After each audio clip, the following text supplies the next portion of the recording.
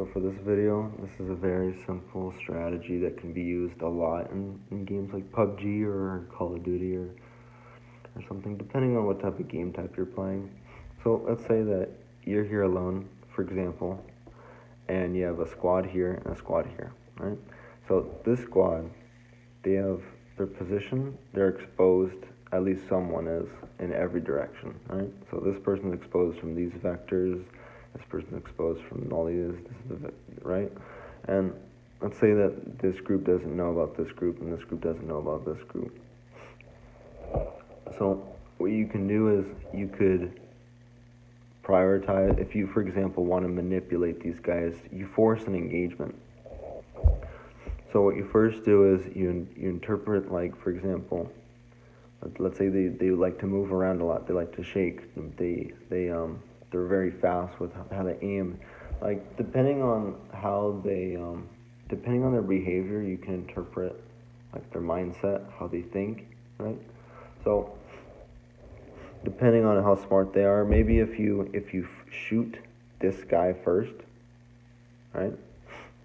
So let's say that there's like a branch right here, right? The branch protrudes from, this is a tree. These are trees. These little blobs, little squibbles are trees, and the dots are people.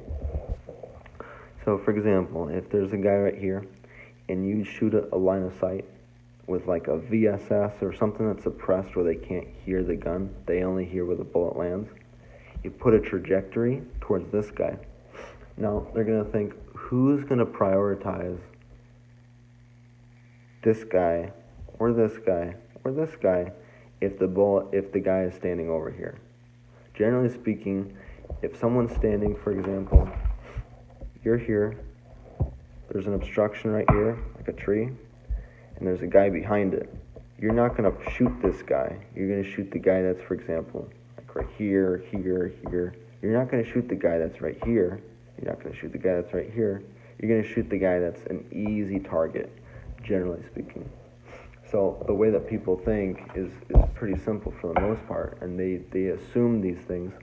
So, for example, with regards to this, these people try to interpret the situation. They try to make they use deductive reasoning to figure out where the person's shooting from.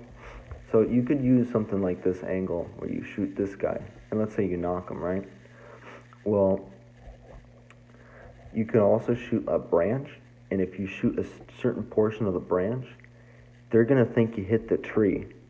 So if it protrudes from the backside of a tree, they're going to think that it came from this vector, right?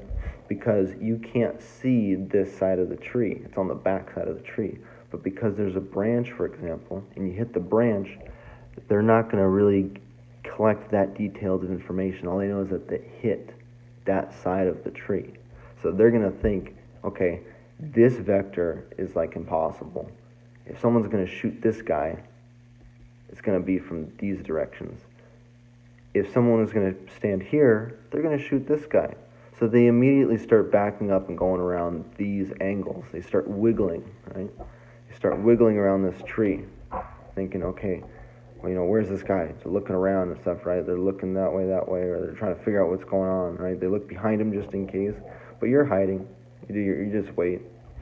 So what happens is you shoot these guys when it's difficult for you to shoot them, and when it's easy to shoot them, you don't take the shot. So what happens is you expose these guys, this vector, to this enemy. You give them a inaccurate deduction of where the person is. So from there, now you kind of made them think, okay, these guys are standing over here, right? So let's say there's a guy that's like right here, right? He's right behind the tree, and he's like a good shot. So he goes like this. He peeks out the right side, right? You don't shoot him, right? These guys eventually start engaging with him.